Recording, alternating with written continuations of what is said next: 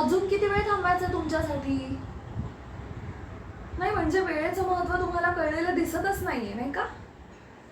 यामुळेच आपल्या घरात कुणाचीही प्रगती झालेली नाही. अरे मी सोडून या जगात कुणालाही वेळेचं महत्व कळलं ना, तर ती व्यक्ती काहीही करू शकते.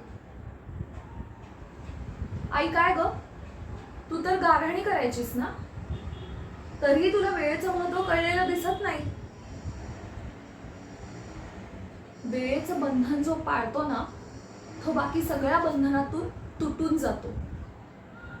समोर आलेल्या वेळेप्रमाणे जो चालतो, तिला महत्व देतो, वेळही त्याला असं टाकून देत नाही.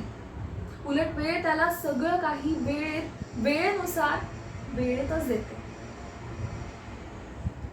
आणि ज्यांना वेळेचं महत्व नसतं त्यांना आयुष्यातल्या रडगाण्यांचं महत्व असतं.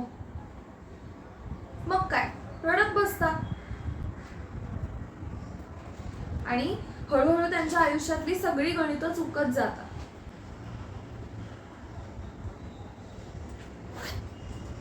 मग ते त्यात इतके फसतात ना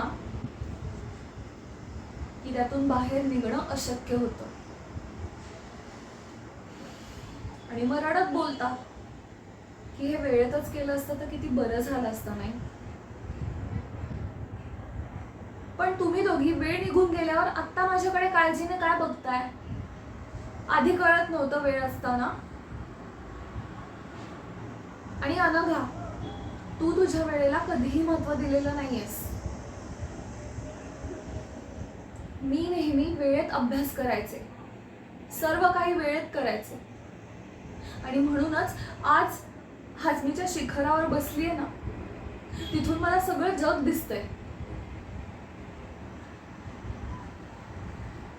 एनिवे, सॉरी मी तुम्हाला एवढं लेक्चर दिलंय,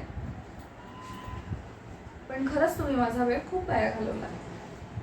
मला थांबता येणार नाही, मी चालली.